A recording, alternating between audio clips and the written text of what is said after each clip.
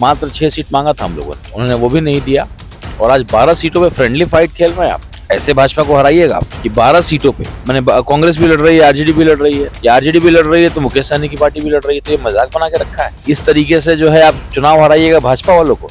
वो जो पिलर है ना उनका, आरजेडी वालों का, वो मुसलमान का पिलर से बना हुआ है। और जैसे ही बैरिस्टर साहब की पार्टी AIMI में मजबूत होती नजर आती है, उनको लगता है कि मेरा पिलर टूट रहा है और मेरा छत गिर जाएगा।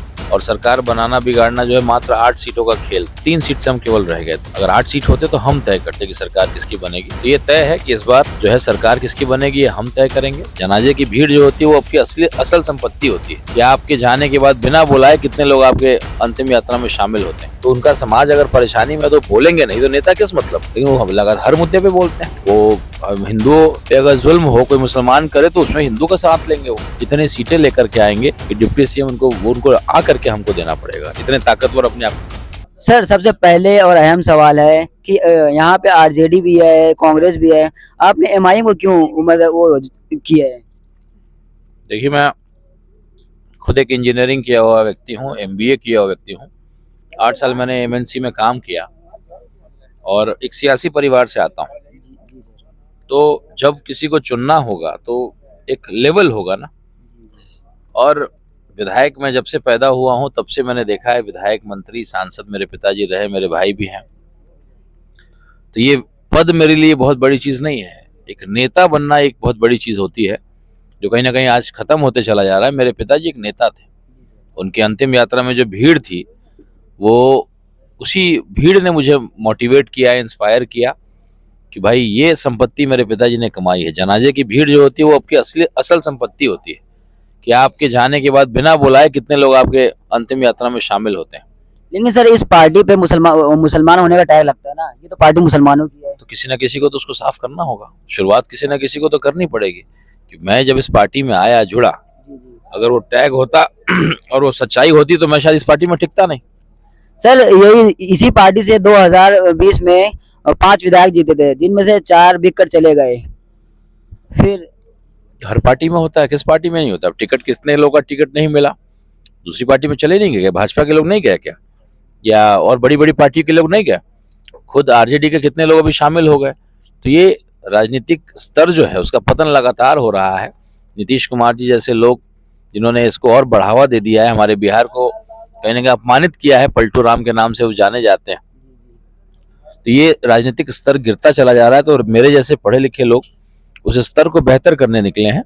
इसीलिए हम लोग पहली पार्टी के रूप में बोला कि भाई ये पहली और आखिरी पार्टी है, राजनीतिक करने आए हैं। विधायक, सांसद ही एक अंतिम पड़ाव नहीं होता है। नेता होना जिसको लोग सुनते हो, जिसपे लोग विश्वास करते हैं, उसकी बातों से प्रभावित होते हो। वो पार्लियामेंट में सर सिर्फ मुसलमानों की आवाज उठाते हो तो? बिल्कुल ऐसी बात नहीं है। देखिए, मैं राजपूत समाज से आता हूँ और अगर मैं नेता हूँ और अपने समाज की बात मैं नहीं कर पा रहा हूँ तो मेरा नेता होने का मतलब क्या है? सर और लोग शुरुआत तो अपने समाज से करनी पड़ेगी, अपने घर की सफाई से शुरू करनी पड़ेगी। तो उनका समाज अगर परेशानी में तो बोलेंगे नहीं तो नेता किस मतलब के। लेकिन वो लगातार हर मुद्दे पे बोलते हैं।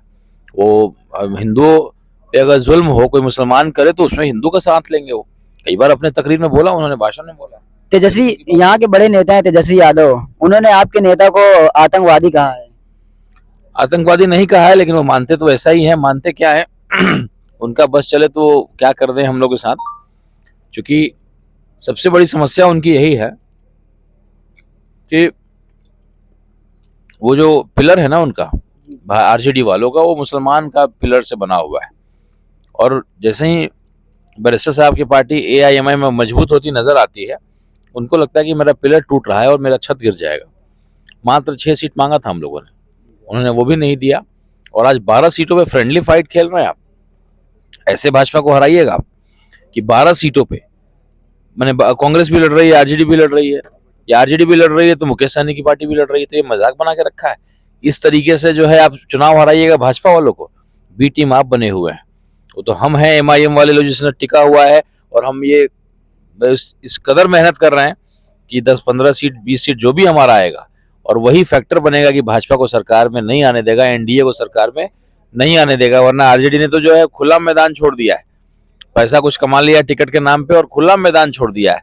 तो बी टीम का काम तेजस्वी यादव जी कर रहे हैं। जब तक AIMIM है, कभी ऐसा नहीं होने देगी।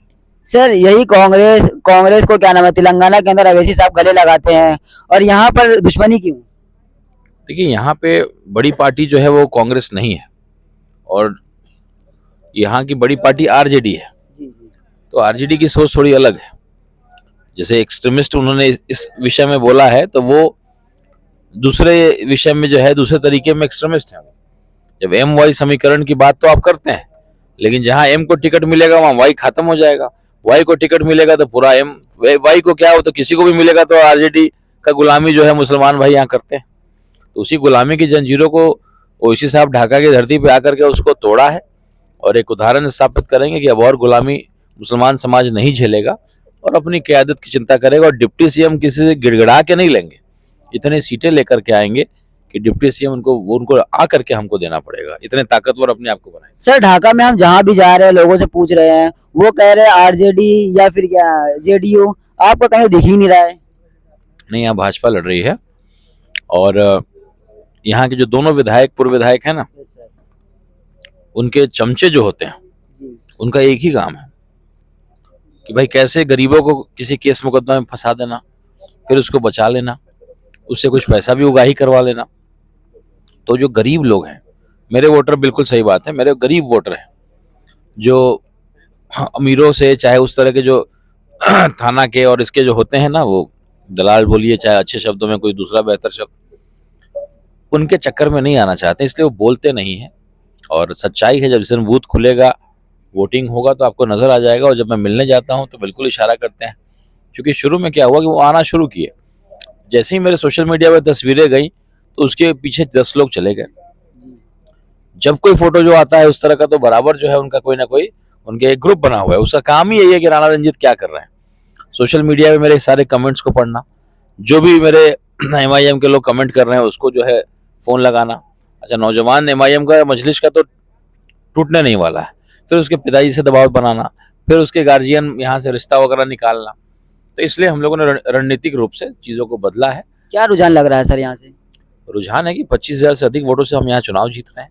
एक बहुत ही खूबसूरत माहौल है, माताएं बहनें दुआ कर रही हैं, व्रत कर रही हैं कि भाई आप, मेरा भाई चुनाव जीतेगा तो मेरे समस्याओं का समाधान करेगा, मेरे घर के आगे जो नाली है जो आज तक बना नहीं उसको ठीक करेगा, मेरे बच्चे जो बाहर पलायन कर चुके हैं, मुंबई में सिलाई का काम कर रहे हैं, वो घर वापस आ जाएंगे, यहाँ इंडस्ट्री का अगर निर्माण हो जाएगा तो ऐसी बहुत सारी चीजें हैं। हम रास्ते में आ रहे थे, बड़े बड़े बैनर लगे हुए हैं, बीजेपी के बड़े बैनर लगे कि 1 करोड़ युवाओं को नौकरी देंगे, तो आप जीत के आप क्या करेंगे सर? देखिए, मैं कुछ नहीं करूंगा, मैं एक विधायक के रूप में हूँ, और विधायक एक गार्जियन होता है।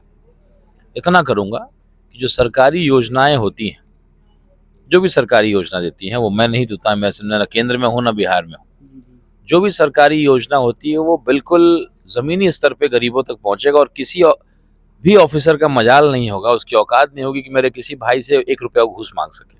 मैं ये करूंगा, कि जब थाना पुलिस में कोई मेरा आदमी जो है, हमारे विधानसभा का कोई आदमी जाएगा एफआईआर कराने, ब्लॉक ऑफिस में जाएगा एलपीसी बनवाने, सीओ कार्यालय में जाएगा किसी चीज के लिए, तो किसी भी ऑफिसर की औकात नहीं होगी। जो ताकत जो है वो जनता के हाथ में देने का काम करूंगा, और जब वो दे दूंगा तो सारी चीजों का समाधान तो अपने आप हो जाएगा। पप्पू यादव जी हैं, वो बोल रहे कि अगर क्या नाम है उमौर से अगर अख्तरुल ईमान जीतते हैं तो मैं राजनीति छोड़ दूंगा। पप्पू यादव जी के स्टेटमेंट कैसे कैसे बदलते हैं, वो कहने वाली बात है। तेजस्वी यादव जी को 2 मिनट में बना दिया जननायक, जब उनको भाव नहीं दिया। देखिए, पप्पू यादव जी की मैं इज्जत किया करता था, लेकिन ये जो कांग्रेस की और ये तेजस्वी यादव के चक्कर में जो उन्होंने अपने स्तर को गिरा लिया। एक टाइम पे वो अच्छे नेता थे, आज भी जाते हैं, लोगों की मदद करते हैं, लेकिन अब उनके बातों का कोई वैल्यू है?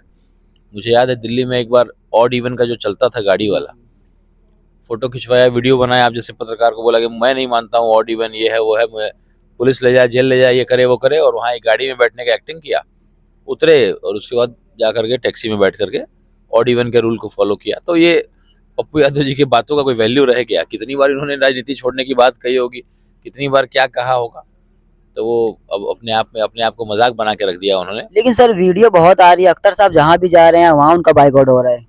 ये पुरानी बात है, अभी तो मैंने जलसा में देखा कि लाखों की भीड़ थी, वैसा भीड़ तो मैंने आज तक कभी तक किसी का जलसा देखा ही नहीं। जिस एरिया में जा रहे हैं उस एरिया वाले मतलब बाइकआउट कर रहे हैं, उनके ऊपर इल्जाम लगा रहे हैं कि पैसे दे रहे हैं, पैसे बांटे जा रहे हैं। ये पुरानी बात आप कह रहे हैं, ये किस पार्टी में नहीं होता है। आरजेडी में जो है, मधुबन में हमारे एक मदन साहब ने कुर्ता फाड़ा, रोए चिल्ला चिल्ला करके, तो ये तो होता रहता है। और वहाँ की बात मैं बहुत नहीं जानता हूँ, मैं खुद चुनाव लड़ रहा हूँ, तो हम लोग तो यही हैं। और तो काफ़ी टाइम से जी यहाँ पर 25 सीट लड़ी जा रही है, आपको क्या लगता है कितनी सीटें जीत जाएंगे यहाँ से एमआईएम पार्टी? देखिए, आंकड़ा अभी बता पाना थोड़ा मुश्किल है, लेकिन इतनी सीटें जरूर जीतेंगे कि सरकार बनाने में हमारी अहम भूमिका होगी। पिछले बार हमारे 5 विधायक जीत करके आए थे, और सरकार बनाना बिगाड़ना जो है मात्र 8 सीटों का खेल था। 3 सीट से हम केवल रह गए थे। अगर 8 सीट होते तो हम तय करते कि सरकार किसकी बनेगी।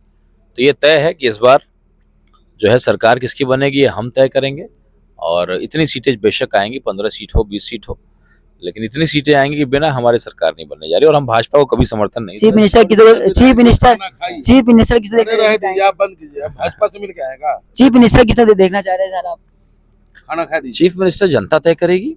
अगर हमारे पास 20-25 सीटें आ जाती हैं, और अगर हमारे बिना सरकार बनने की नौबत नहीं आती है, तो हम तेजस्वी यादव को थोड़ी ना सीएम बनाएंगे। हम किसी मुसलमान के बेटा, हम किसी दलित के बेटा को सीएम बनाएंगे। जो रामविलास पासवान जी ने कोशिश किया था लेकिन वो कर नहीं पाए, हम उसको करके दिखाएंगे। अगर अधिकार सबसे ज्यादा किसी का है, दलित का है, मुसलमान का है, तो उसको सीएम बनाएंगे। इनको थोड़ी ना बनने देंगे, क्योंकि हम अपने शर्तों पे काम करेंगे। ठीक है, थैंक यू सर।